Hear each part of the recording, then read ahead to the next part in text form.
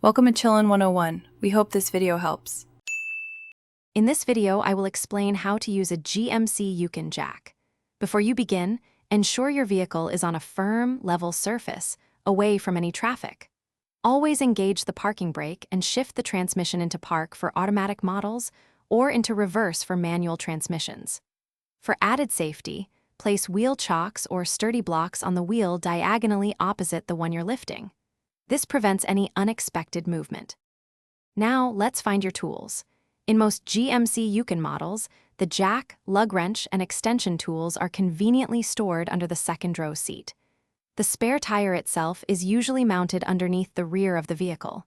Use the crank handle to carefully lower the spare tire to the ground. Once it's down, pull it out and position it close to the flat tire, ready for use. With the spare tire ready, it's time to lift. First, use the lug wrench to slightly loosen the lug nuts on the flat tire while the vehicle is still on the ground.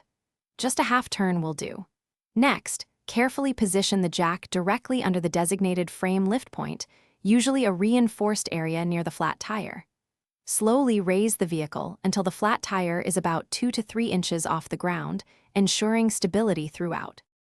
Now, remove the lug nuts completely and carefully take off the flat tire. Place it aside. Align the spare tire with the wheel studs and slide it onto the hub. Hand tighten all the lug nuts firmly. Once the spare is securely in place, slowly lower the vehicle until the tire is just touching the ground. Finally, use the lug wrench to fully tighten all the lug nuts in a star pattern for even pressure, then lower the vehicle completely. Thanks for watching. Consider subscribing if we helped you.